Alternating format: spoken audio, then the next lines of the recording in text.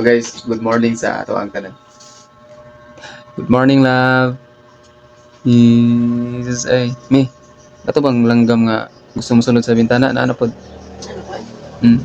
So guys, kana tayong langgam guys nang sa wala pa sa wala pa naglinog. Nami na matikdan sa kalanggam nga gusto mo sulod sa kuan, gusto mo sulod sa muang balay ng bintana. Ya karon na pod siya. Di balik na pod. Murag na siya gusto nga ipahiwati gani. So naari guys. Atong tanawon kung unsa ni klase nga langgam guys na. Kung unsa ibot pasabot ani.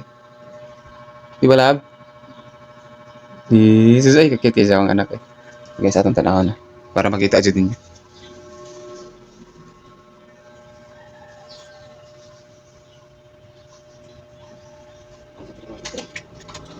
Na guys. Kato pa nang isa ka adlaw katong wala pa gyud nagsugod atong linog gani. So nakamatikod ko. Tapos sa gawas ana naay daghang kaig mga langgam nga batok sa kuan sa kuryente. Tapos ako una buhat sa pamahiin. Di man jud nato malikayan nga makuha na to nga naay jay laing matabo. So umatong linog guys.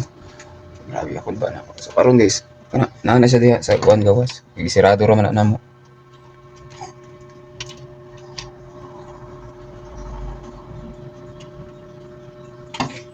Mao na siya guys no. Kanang langgam.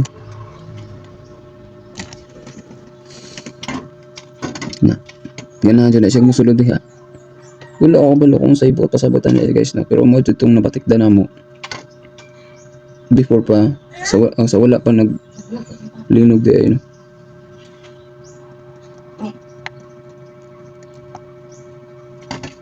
Yan na guys. Ganahan dyan na musulod eh.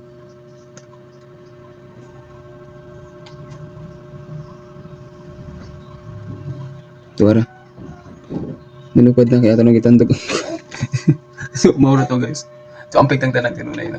So, di na to kalit ng pag-ampok. Ang gabayan ta permis atong nabang magagagawin.